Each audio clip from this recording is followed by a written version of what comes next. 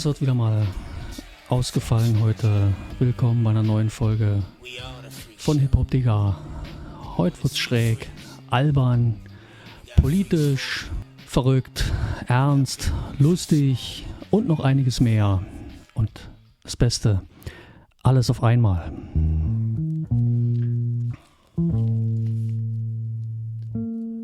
Ein Werk, das Anfang der 90er Jahre absichtlich gegen den Strom schwamm und aus der Reihe fiel.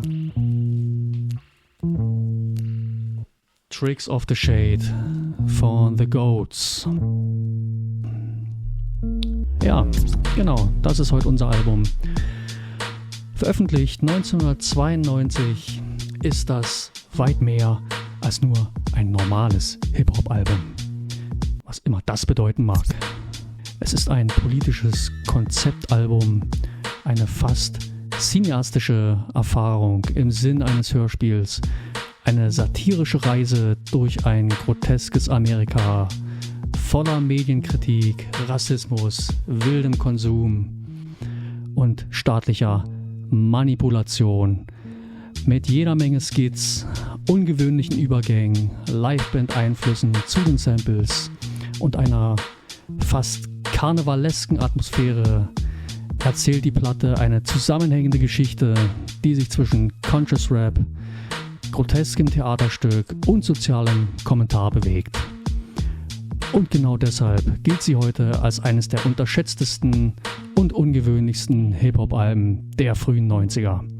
Die Goats kamen aus Philadelphia, Wiege so bekannter Künstler wie Schooly D, The Roots, Steady B, Cool C, also den sogenannten Hilltop Hustlers, DJ Jazzy Jeff and Fresh Prince, J-Day Mind Tricks, High and the Mighty, Cash Money and Marvelous, Bahamadia, The Youngstars, etc. etc. Also definitiv eine reiche Hip-Hop-Szene. Zum Namen Goat, damit war damals nicht G-O-A-T, das Akronym gemeint, Goat, Greatest of All Time. Das hat wahrscheinlich erst LL Cool J mit seinem gleichnamigen Album in die Köpfe gepflanzt und breit bekannt gemacht. Laut einem Bandmitglied handelt es sich um eine Mischung aus dem Begriff Scapegoat für Sündenbock und der Redewendung to get someone's goat. Sowas wie jemanden nerven, reizen oder auf die Palme bringen. Das Trio meinte damals, also sinngemäß, die Regierung habe ihnen an die Nerven gezogen. Sozusagen passte der Name zu ihrer politischen Haltung und zu ihrem rebellischen, bissigen Auftreten. Es war also nicht selbstverherrlichend gemeint, so wie das dann heutzutage bei Goat gemeint ist. Ja, auch der Albumname Tricks of the Shade ist eine schön doppeldeutige Metapher. Heutzutage würde man eventuell mit Begriffen wie Verschwörungstheoretiker oder Schwurbler hastig aus dem Hut zaubern. Damals nannte man das dann subversiv und analytisch. Wir leben schon in seltsamen Zeiten. Ja, wie bin ich damals auf das Album aufmerksam geworden? Definitiv durch die legendäre Yo MTV Raps Show, die damals neben meiner Lieblingsradioshow und des Magazins The Source die Hauptinfoquelle gewesen ist. Das Video zur ersten Single lief in ziemlicher Rotation auf MTV. Ich mochte dieses Video, vor allem ein gewisses T-Shirt mit einem gewissen Symbol drauf, das in den USA legal ist. Präsident war damals der Republikaner George H.W. Bush, also der Vater. Sein Sohn kam dann später noch dran. Und vor allem innenpolitisch wurde Bush damals zunehmend unbeliebter. Die frühen 90er waren ja allgemein eine ziemlich heiße Zeit in den USA. Wie auch immer. Die Texte gingen mir zugegeben noch etwas über den Kopf.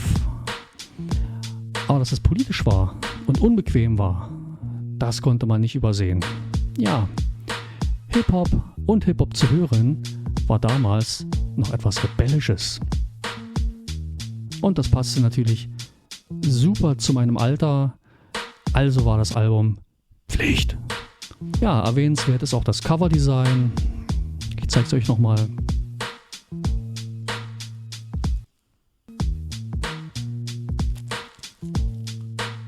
Rückseite. Sehr geschmackvoll und ungewöhnlich erinnert es an Collagen oder den Kubismus eines Pablo Picasso, was natürlich auch wieder eine allegorische Bedeutung hat. So, dann würde ich sagen, mal ran an das gute Stück. Ist auch schon wieder ein paar Jahre her seit dem letzten Hörerlebnis. Bis gleich.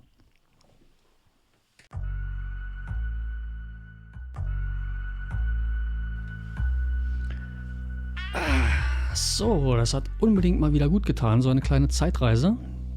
Und ich war erstaunt, wie präsent vieles noch ist und wie zusammenhängend und musikalisch konsistent das alles wirkt. Trotz der Stimmungswechsel und vielen Skits.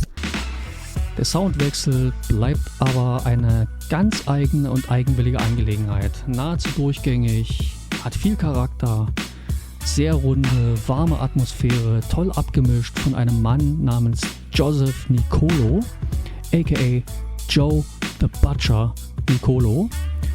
Eine sehr wichtige Figur in den Tonstudios der späten 80er und bis, ungefähr Mitte der 90er, die den Sound und die Atmosphäre vieler Künstler entscheidend geprägt hat. Roh, seltsam, dumpf, rauchig bis fast psychedelisch. Er hat viel mit Hall gearbeitet und Low and Heavy, was so viel bedeutet wie tiefe Frequenzen, wortbetont und regelrecht herausmodelliert. Meilensteine waren etwa die frühen Cypress Hill Sachen, speziell die ersten beiden Alben, und überhaupt war das Label Rough House, wo eben auch Cypress Hill zu der Zeit unter Vertrag war, eine wichtige Wirkungsstätte. Nicolo war übrigens Co-Gründer dieses Labels. Ja, verantwortlich war er auch maßgeblich für das zweite Fugees-Album, die frühen Lauryn Hill-Sachen. Eine Zeit hat er für Scooby-Dee gearbeitet, für die Fushnikens. Das Nas Solo-Debüt Halftime hat er betreut und einen Remix dafür gemacht. Auch genrefremde Acts betreut, wie Billy Joel, Aerosmith oder die Rolling Stones. So, das waren erstmal genug Infos und dann würde ich sagen, gehen wir doch mal in die einzelnen Stücke. Ja, los geht's mit Typical American. Das ist dann das Eröffnungsstück und war eben auch das erste Stück, das ich damals hörte. Und wie bereits erwähnt, die erste Single. Der Sound geht definitiv direkt ins Ohr. Die Bassline ist extrem catchy. Es scheint auch eine Art Bassgitarre eingebaut worden zu sein und dazu gemischt worden zu sein. Das Ding ist echt außergewöhnlich instrumentiert. Das war nicht der typische 90er-Jahre-Sound, kein echter Boom-Bap-Sound. Es wirkt alles alternativ, ohne zwanghaft out there zu sein. Das ist der markante Joe Nicolo Sound und Nicolo Mix. Kickt verdammt rein, leicht, muffig abgemischt. Muffig ist wirklich das Wort dafür. Der Beat schleift, ungemein funky zugleich. Tolle Breaks sind eingebaut worden und geschickt zusammengesampelt aus wirklich diversen Quellen. Textlich ist das auch gleich eine klare Ansage und ein brillanter Einstieg in das Album. Das Stück war übrigens Teil der allerletzten Rough House Veröffentlichung, einem Greatest Hits Labelüberblick, und das sagt doch auch einiges aus. Nach einem weiteren Skit geht's dann weiter mit What You Got is What You're Getting. Charakteristisch sind übrigens oft die leicht zu erfassenden sogenannten Crowd Hooks, die sich besonders gut auf Konzerten machen und zum Mitmachen einladen, setzen sich sehr gut fest und bleiben im Langzeitgedächtnis hängen.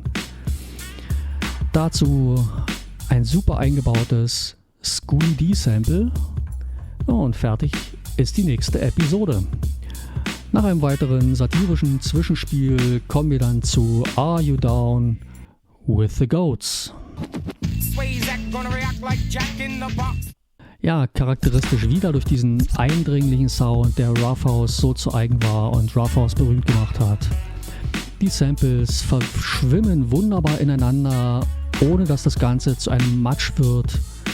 Für mich wirklich eines der wichtigsten und prägendsten Labels jener Zeit. Ja, weiter geht's dann mit Coming in Your Ear, das übrigens schön zweideutig geschrieben ist. Der Beat rumpelt wieder mal schön dumpf dahin, klingt wie runtergepitcht, was er nicht ist. Es ist ein nahezu 1:1 Sample der 5 Stair Steps, einer Curtis Mayfield Produktion. Das Runterpitchen würde den Sound ja allein schon tiefenbetont machen, den Beat. Dazu gibt es dann noch einen druckvollen Bass, immer auf die 1 gelegt. Simpel konstruiert das Ganze, fokussiert auf die Lyrics. Hat für mich ein bisschen was von House of Pain, was durchaus auch Sinn macht. House of Pain war auch eine Produktion von DJ Max, so wie Cypress Hill. Und Max war auch auf dem Label Rough House zu der Zeit ziemlich umtriebig. Ja, dann gibt es ein weiteres schönes Skit namens Noriegas Coke Stand. Eine ironische Miniszene, die deutlich auf Manuel Noriega anspielt, Militärherrscher und de facto Diktator von Panama in den 80er Jahren. Das mal so als Randinfo. Dann kommt schon der nächste Track. Got Kinda High startet wieder mit einem Schooly D Sample. Und dieses präsente Hi-Hat wirkt immer ein bisschen alternativ. Wenn man das zum Beispiel mit Large Professor Produktionen vergleicht, ist es doch eine ganz andere Abmischung. Einfach nur, ja, typisch Rough House. Dann haben wir ein kurzes Stück namens Uno, Dos, Tres, Cuatro. Wirkt eher wie ein Soundschnipsel. Uno, Dos, Tres, Cuatro ist natürlich italienisch. Ich glaube, eines der Bandmitglieder hat auch italienische Wurzeln. Von daher macht das dann auch Sinn. Um in ein weiteres Zwischenspiel zu münden, das direkt gegen den damaligen Präsidenten schießt. Ja, Wrong Pot to Piss In heißt das nächste Stück. Verwendet eigentlich frech den 5 Stair Steps Beat noch einmal, allerdings noch ein bisschen mehr gefiltert und erinnert wohl am deutlichsten an den bereits erwähnten DJ Max, der eben zu dieser Zeit Rückgrat von Cypress Hill gewesen ist. Eine schön energetische Protestnummer im Battle-Gewand und damit ist die erste Seite auch schon rum. Wir drehen die Platte um. Seite 2 startet erstmal wieder mit einem stark politischen Skit. Diesmal ist der Aktivist Leonard Peltier der Mittelpunkt. Denn ich glaube, ein weiteres Mitglied der Goats hat uramerikanische Wurzeln. Von daher macht auch das Sinn. Begleitet wird es übrigens von einem bekannten amerikanischen Kinderlied aus dem 19. Jahrhundert. Und schaut man sich die frühe Historie Amerikas an und auch heute noch bestehende Probleme, macht ebenfalls das auch Sinn. Ja, dann folgt sozusagen der Opener der zweiten Seite, gleichzeitig Single Nummer 2.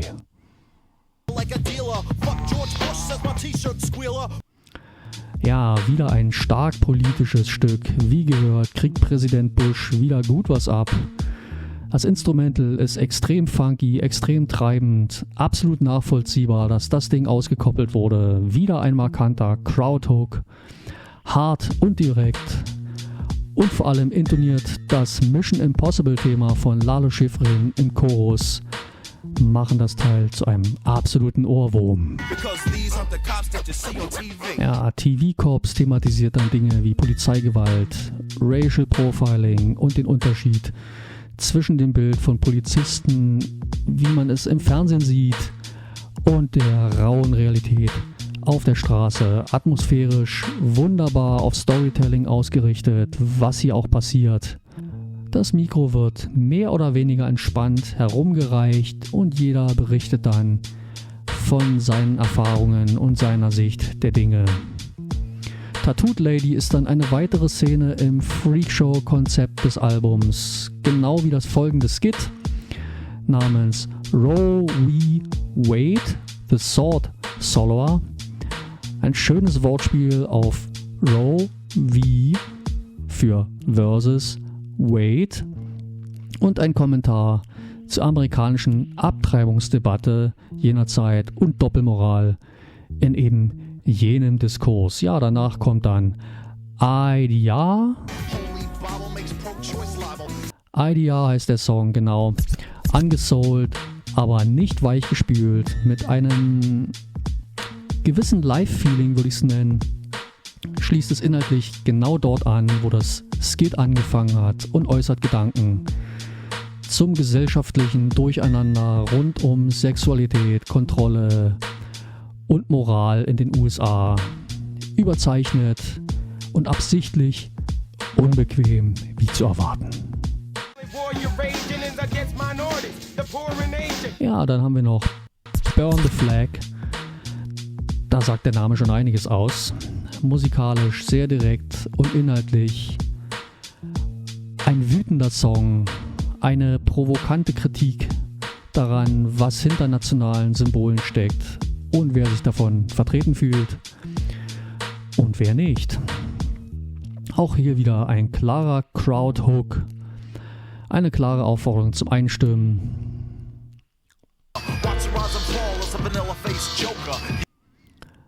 Ja, und mit dem dahingleitenden Hip-Hopola schließt das ganze Album dann. Es reflektiert und kommentiert über die Kultur, fast schon aus einer objektiven Perspektive heraus. Ein versteckter Vanilla Ice-Diss zum Beispiel ist drin. Vanilla Ice, der 1992 nach einem Riesenhype schon wieder deutlich verglühte. Ja, quasi Ruhm über Nacht. Herr van Winkel war eigentlich das Symbol der überkommerzialisierten Rap-Welle jener Zeit. Der Beat ist entspannt, basierend diesmal auf Melvin Bliss, Synthetic Substitution. Dazu ein ebenfalls entspanntes Sample und da hat man sich dieses Mal bei Led Zeppelin bedient. Ja, und damit sind dann die 70 Minuten Spielzeit auch schon rum. Genau sind es 71 Minuten, ganze 13 vollwertige Tracks und nochmal ebenso viele Skits und Zwischenpassagen. Ich sag mal, eine ordentliche Lauflänge. Dafür klingt das dann alles auch ziemlich satt und dynamisch, trotzdem, was für eine tolle Studioarbeit und Abmischung spricht. Nicolo wusste eben, was er tut. Heutzutage würde man das ganz locker auf eine Doppel-LP pressen, was bis heute leider nicht passiert ist. Generell gibt es keine Neuauflagen. Das heißt, es bleiben nur die Originalpressungen aus dem Jahre 92, ich glaube 93 ist dann noch was erschienen, irgendeine obskure südamerikanische Pressung. Ja, aber eben leider keine Neuauflagen. Das Album wurde erstaunlich gut aufgenommen, damals zum Beispiel im Rolling Stone Magazin besprochen, heißt auch der Mainstream-Namennotiz. Trotzdem ging es relativ unter. Es gelangen keine Platzierung in den Charts, weder von den Singles noch von dem Album. Trotzdem gab es dann noch ein zweites Album in der Folge, No Goats, No Glory heißt das. Meiner Meinung nach ist das dann weniger pointiert, noch experimenteller und auf Live-Feeling zugeschnitten. Aber das ist ein eigenes Video wert. Jedenfalls war es das dann mit der Band. Leider muss man sagen, die Mitglieder hat es danach in alle Winde verweht. Einer ist heute als politischer Aktivist tätig, gibt Seminare zu den Themen wie Bitcoin oder Klimawandel. Einer ist der Musik in anderen Projekten treu geblieben und der dritte im Bunde, der den Vornamen Patrick trug und wahrscheinlich auch noch trägt und sich Swayzak nannte, was ich wirklich eine schöne Referenz finde, hat sich komplett aus der Öffentlichkeit zurückgezogen. Ja, dann würde ich sagen, kommen wir zum Fazit.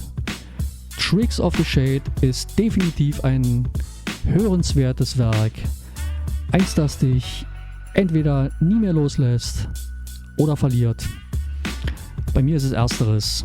Es ist auf jeden Fall keines, das man einfach so nebenbei hört oder nebenbei hören sollte. Es lohnt sich, in die Texte tiefer reinzugehen, ein wenig zu recherchieren, was mit bestimmten Metaphern und Allegorien gemeint ist. Man muss sich ein bisschen darauf einlassen, sich die Texte eben genauer anschauen und etwas Mühe investieren, aber es lohnt sich. Ja, als Bewertung bin ich hier bei einer starken 8,75 gelandet, also definitiv Oberklasse. Ich hoffe, ich konnte hier eine kleine Lanze für das Album brechen. Schreibt eure Meinung unbedingt in die Kommentare, liked das Video, wenn es euch gefallen hat, teilt das Video, wenn es euch gefallen hat, und wenn ihr auch noch den Abo-Button betätigt, freue ich mich umso mehr.